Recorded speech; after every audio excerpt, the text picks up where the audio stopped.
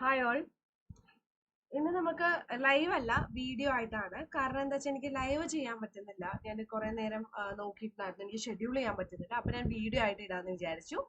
അപ്പോൾ നിങ്ങൾക്ക് ഞാൻ ക്വസ്റ്റ്യൻ പറയാം, നിങ്ങൾ ആൻസർ എഴുതാം. ആൻസർ എഴുതിയതിന് ശേഷം നിങ്ങൾക്ക് താഴെ എത്ര മാർക്കാണ് കിട്ടിയത്, അതായത് എത്ര ശരി കിട്ടി, എത്ര തെറ്റ് കിട്ടി, അറിയാത്തത് ഏതാണ്, ഇതൊക്കെ കാൽക്കുലേറ്റ് ചെയ്തിട്ട് എത്ര മാർക്കാണെന്ന് നിങ്ങൾ കമന്റ് ചെയ്യാം. എല്ലാവരുടെയും മാർക്ക് കമന്റ് ചെയ്യാൻ നോക്കുക. അതുപോലെ തന്നെ ഇപ്പൊ നമ്മൾ ലൈവ് അല്ല, വീഡിയോ ആയിട്ട് ഇടുമ്പോൾ നിങ്ങൾക്ക് കുറച്ചുകൂടി കംഫർട്ടബിൾ ആണോ, പ്രത്യേകിച്ച് റെക്കോർഡ് സെഷൻ ലൈവിൽ അല്ലാത്തവർക്ക് കാണുമ്പോൾ കംഫർട്ടബിൾ ആണോ എന്നും കൂടിയിട്ട് പറയാട്ടോ.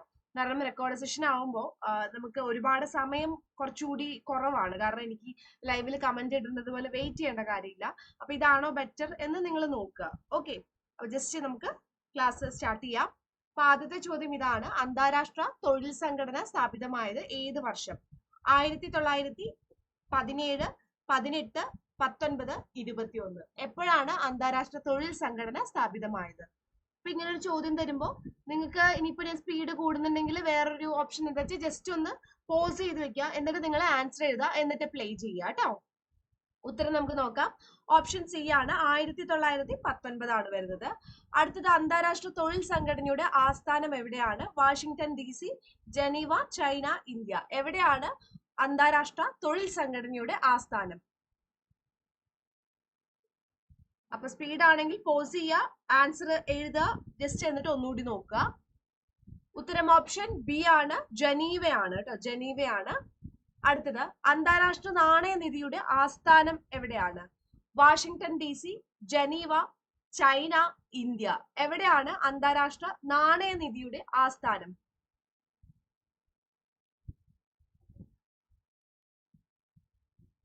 ആൻസർ നോക്കാം.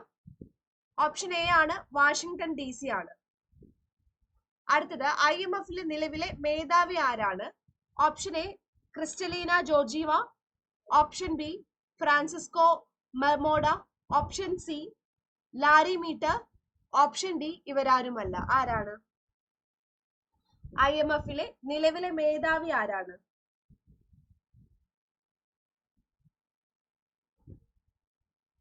ഉത്തരം ഓപ്ഷൻ എ ആണ്, ക്രിസ്റ്റലീന ജോർജീവയാണ്. അടുത്തത് ലോകബാങ്കിന്റെ ആദ്യ പ്രസിഡന്റ് ആരാണ്? Eugene Meyer, Ajay Yadav, Vincent Hosley, Mario Prince. ആരാണ് ലോക് ബാങ്കിന്റെ ആദ്യത്തെ പ്രസിഡന്റ്? ആരാണ് ലോക് ബാങ്കിന്റെ ആദ്യത്തെ president? Option A Eugene mayor. അടുത്തത് 2023 മാർച്ചിൽ WHO മലേറിയ വിമുക്തമായി അംഗീകരിച്ച രാജ്യങ്ങൾ ആരാണ്? China, America, Azerbaijan, China, Tajikistan, India, Azerbaijan, Tajikistan. ഏതാണ്?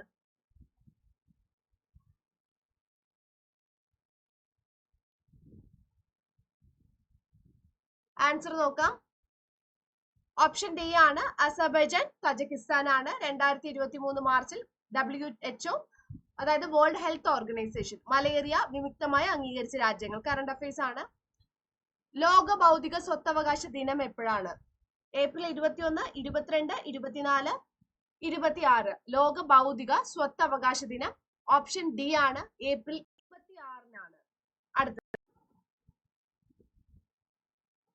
ലോക വ്യാപാര സംഘടനയുടെ ആസ്ഥാനം Washington DC, Geneva, China, India. ലോക വ്യാപാര സംഘടനയുടെ ആസ്ഥാനം ഓപ്ഷൻ ബി ആണ്, ജനീവയാണ്. അടുത്തത് ഐക്യരാഷ്ട്ര അഭയാർത്ഥി കമ്മീഷൻ ആസ്ഥാനം എവിടെയാണ്? Washington DC, Geneva, China, India. സാധാരണ PSC ചോദിക്കാറുള്ളത് കുറെ ആസ്ഥാനങ്ങളൊക്കെ ചോദിക്കാറുണ്ട് കേട്ടോ. അതാണ് കൂടുതൽ ഞാനിതിൽ ആസ്ഥാനത്തിനെ കുറിച്ച് കുറച്ചുകൂടി ഫോക്കസ് ചെയ്തിട്ടുണ്ട് ഈ ഒരു പേപ്പറിൽ. ആസ്ഥാനം ആൻസർ ഓപ്ഷൻ ബി ആണ്, ജനീവയാണ് ഐക്യരാഷ്ട്ര അഭയാർത്ഥി കമ്മീഷന്റെ ആസ്ഥാനം. ഇവിടെ ആസ്ഥാനം എന്ന് മാത്രമേ ഉള്ളൂ കേട്ടോ, ആസ്ഥാനമാണ്, സ്ഥാനല്ല. അടുത്തത് UN-ന്റെ പൊളിറ്റിക്കൽ ചീഫ് ആയി നിർമ്മിതനായിട്ടുള്ള ആദ്യ വനിത ആരാണെന്നാണ് ചോദിച്ചിരിക്കുന്നത്. പൊളിറ്റിക്കൽ ചീഫ് ആയി നിർമ്മിതയായ ആദ്യ വനിത: റോസ്മേരി ഡികാർലോ, വിൻസെന്റ് മേരി, കിരണി ക്യുഐറി ഇവരാരുമല്ല. ആരാണ് UN-ന്റെ പൊളിറ്റിക്കൽ ചീഫായി നിയമിതയായ ആദ്യ വനിത?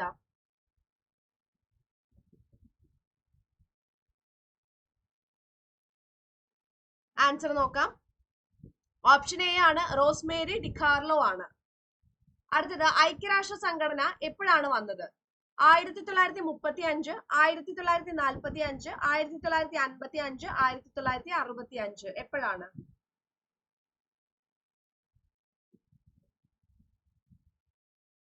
ആൻസർ നോക്കാം.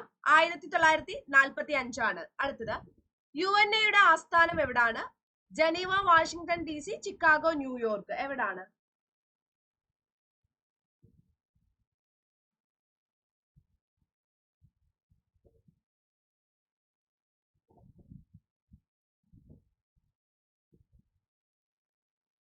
ആൻസർ നോക്കാം. ഓപ്ഷൻ ഡി ആണ് ന്യൂയോർക്ക്. അടുത്തത് ഇന്ത്യ UN അംഗമായതെപ്പോൾ? 1935, 45, 55, 65. എപ്പോഴാണ് അംഗമായത്?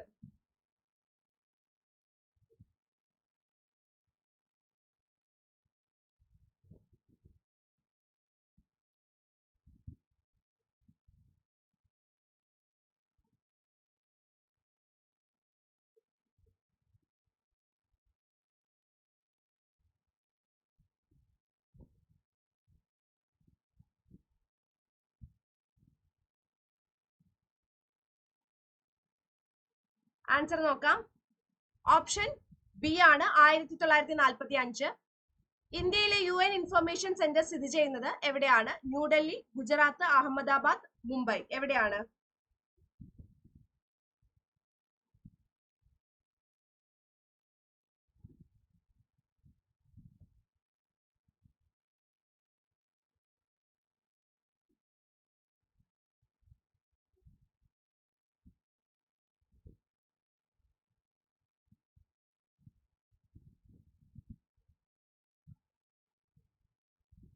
ആൻസർ നോക്കാം.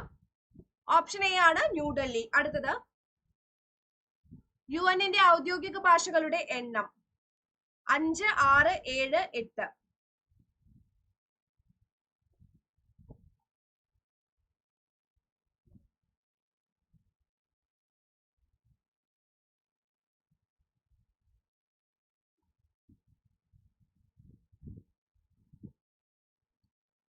ആൻസർ നോക്കാം. 6 ആണ്.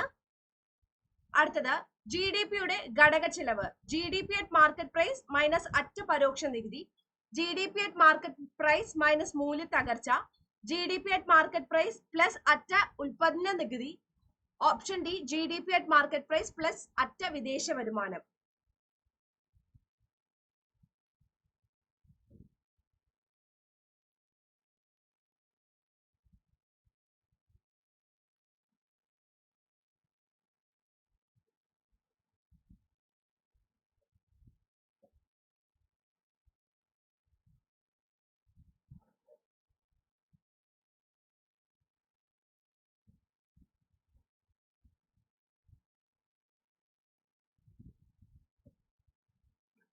ആൻസർ നോക്കാം.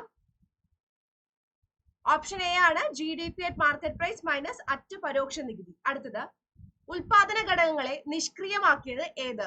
സ്ഥലം, ഭൂമി, അധ്വാനം, മൂലധനം, സ്ഥലവും മൂലധനവും.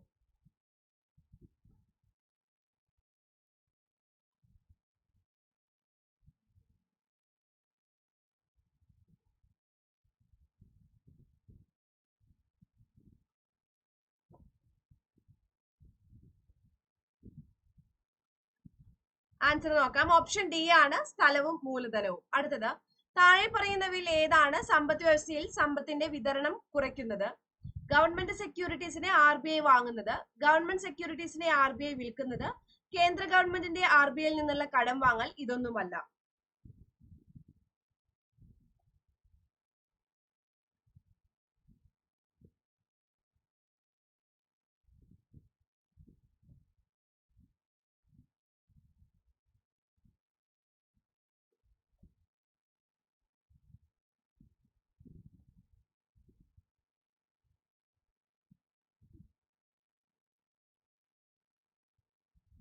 ആൻസർ നോക്കാം.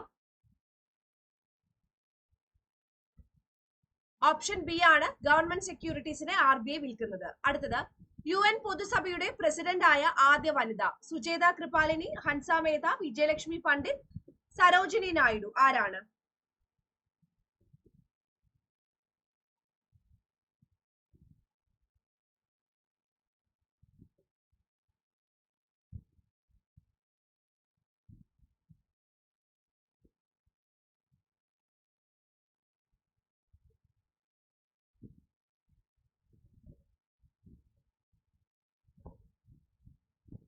ആൻസർ നോക്കാം. ഓപ്ഷൻ സി ആണ് വിജയലക്ഷ്മി പണ്ഡിറ്റ്. അടുത്തത് പോർച്ചുഗലിനെ ഇന്ത്യയിൽ നിന്നും പുറത്താക്കുന്നതിന് അനുകൂലമായി UN രക്ഷാസമിതിയിൽ വീറ്റോ അധികാരം പ്രയോഗിച്ച രാജ്യം ഏതാണ്? Soviet Russia, Britain, Argentina, France.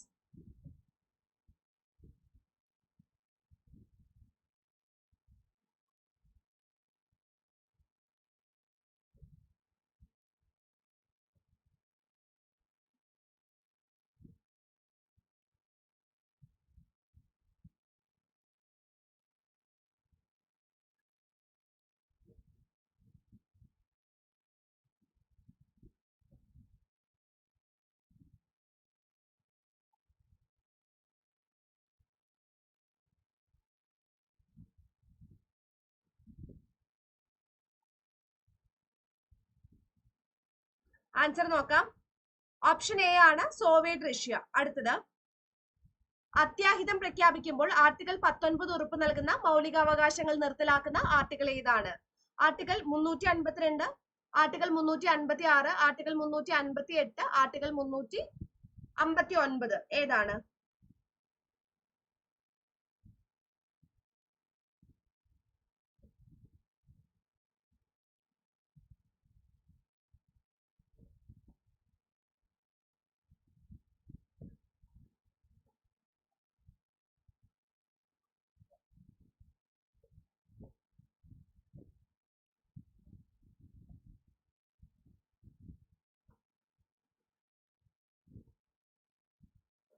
Answer നോക്കാം. ഓപ്ഷൻ സി ആണ് ആർട്ടിക്കിൾ 358. അടുത്തത് UN രക്ഷാസമിതിയിൽ ഒരു പ്രമേയം പാസാക്കാൻ വേണ്ട വോട്ട് എത്രയാണ്? 6, 7, 8, 9.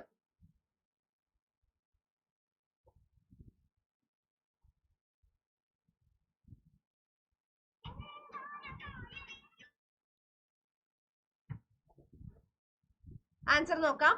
ഓപ്ഷൻ ഡി ആണ് 9. അടുത്തത് പൗരത്വം ഏറ്റെടുക്കൽ അവസാനിപ്പിക്കൽ എന്നിവ സംബന്ധിച്ച ഭേദഗതിക്ക് ആവശ്യമായത്? ഓപ്ഷൻ എ പാർലമെന്റിന്റെ ലളിതമായ ഭൂരിപക്ഷം, ഓപ്ഷൻ ബി പാർലമെന്റിന്റെ പ്രത്യേക ഭൂരിപക്ഷം, ഓപ്ഷൻ സി പാർലമെന്റിന്റെ പ്രത്യേക ഭൂരിപക്ഷവും സംസ്ഥാനങ്ങളുടെ സമ്മതവും, ഓപ്ഷൻ ഡി ഒരു കോടതി ഉത്തരവ്.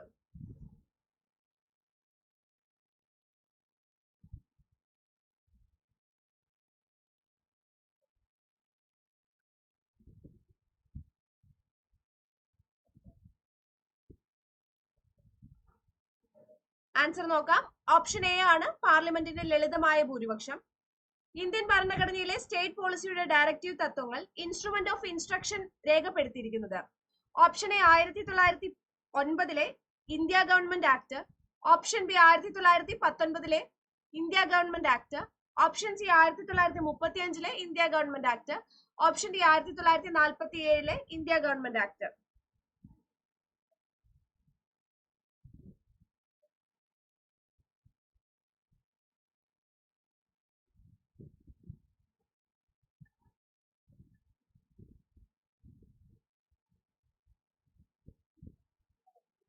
ആൻസർ നോക്കാം.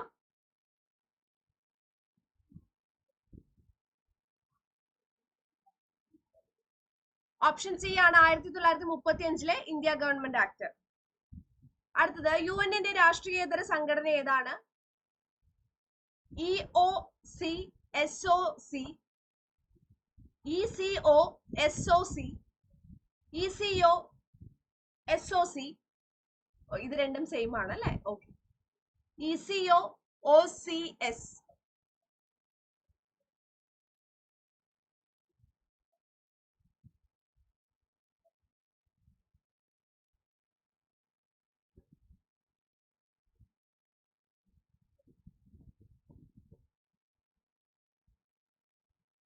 ആൻസർ നോക്കാം. ഓപ്ഷൻ ബി ആണ്. ECO SOC ആണ്.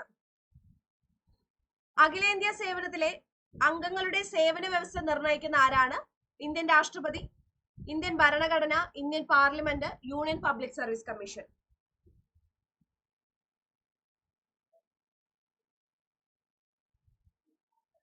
ആൻസർ നോക്കാം. ഓപ്ഷൻ സി ആണ്, ഇന്ത്യൻ പാർലമെന്റ് ആണ്. അടുത്തത്, സിവിൽ സർവീസുകൾക്ക് ഭരണഘടനാപരമായ സുരക്ഷ ഉറപ്പാക്കുന്നത് article 310, article 311, article 318, article 315. Answer നോക്കാം. ഓപ്ഷൻ ബി ആണ് വരുന്നത്, ആർട്ടിക്കിൾ 311. അടുത്തത്, CIJയുടെ പ്രസിഡന്റ് ആയ ആദ്യ Indian? Justice Thakkar, justice Alendra Singh, option C justice Nagendra Singh, option D ഇവരാരുമല്ല.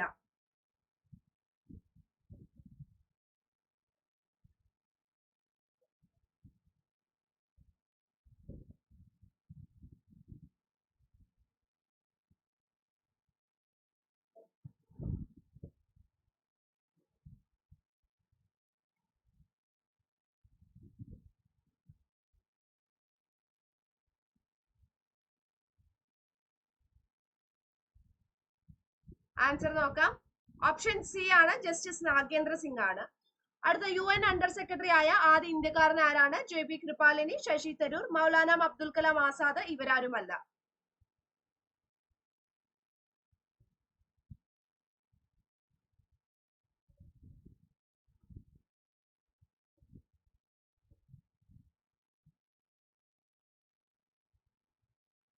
ആൻസർ നോക്കാം. ഓപ്ഷൻ ബി ആണ്, ശശി തരൂർ ആണ്. അടുത്തത്, ദേശീയ മനുഷ്യാവകാശ കമ്മീഷൻ എന്നാൽ? ഓപ്ഷൻ എ ഒരു സ്റ്റാറ്റ്യൂട്ടറി ബോഡിയാണ്, ഓപ്ഷൻ ബി ഭരണഘടനാ ബോഡിയാണ്, ഓപ്ഷൻ സി ഒരു ഭരണഘടനാ സ്ഥാപനമോ നിയമപരമായ സ്ഥാപനമോ അല്ല, ഓപ്ഷൻ ഡി അധിക ഭരണഘടനാ ബോഡിയാണ്. ഏതാണ്?